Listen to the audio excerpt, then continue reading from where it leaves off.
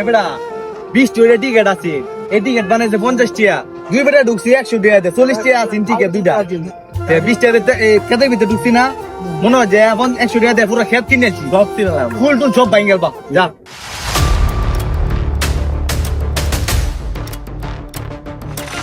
এবারে দেখতেছি এ ভাই দাঁড়াই, আপনি ফুল চিনতেছেন গেলে ভাই? 20 টাকা টিকিট আছে, এই টিকিট বানাইছে পাবলিক আইতেছে দেখে বানাইছে 50 টাকা, তে ফুল চিতাম না কি হতা? আরে ভাই 50 টাকা নিচে দেখি আপনার আগে কেমন ফুল ছিঁড়ে ফেলবেন? এই কৃষকে কি আপনার বলছে যে আপনি আসতে নেনে? উনি কি জোর করে বলছে তুমি যাও ফুল বাগান দেখো গা?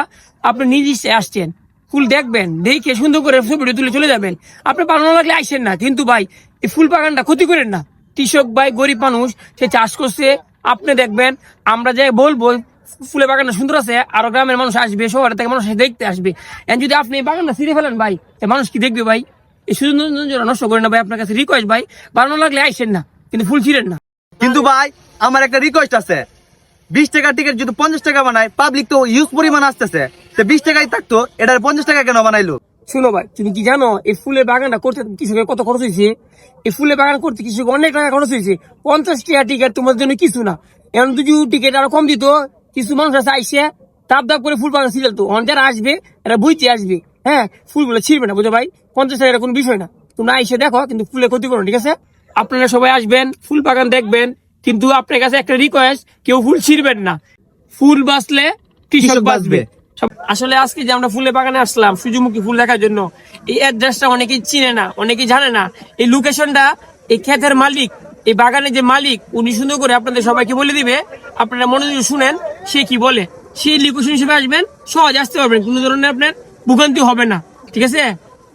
বলেন তো। বিসমিল্লাহির রহমানির রহিম। আমি জহিরুল ইসলাম, কিশোরগঞ্জ জেলা, কিশোরগঞ্জ উপজেলা, নিকলি থানা, কারপাশন, গ্রাম নানসিরি, বাগোয়াখালী। পিছনে মাইনাজানের পারে আমাদের এই সূর্যমুখী ফুলের বাগান। এই বাগানটা অনেক কষ্ট করে আমরা সাজিয়েছি।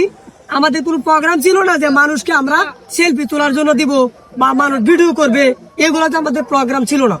তখন এখন যারা মানুষ আসে, আয়সা তারা ছবি তোলার জন্য আসে, অন্তত ওদেরকে আমরা না দিই তাহলে ওদের মন খারাপ হইব।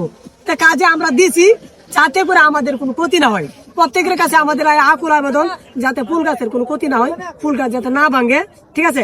আপনারা ছবি তুলবেন, ভিডিও করবেন, এতে আমাদের কোনো সমস্যা নেই। আপনারা এনজয় বুক করেন, উপভোগ করেন। ফুলের যৌবন থাকতে আপনারা আসেন, আয়সা আপনারা আপনাদের এনজয় বুক করে যান। ফুলের কিন্তু এখন যথেষ্ট যৌবন আছে, ফুলের এখন যৌবন থাকতে জয়বনের এরা এই ব্যবহারটা কাজে লাগান। আপনাদেরও জয়বন আছে, ফুলেরও জয়বন আছে। এই জয়বন থাকতে উভয়ের জয়বনটা মানে টাচ করেন।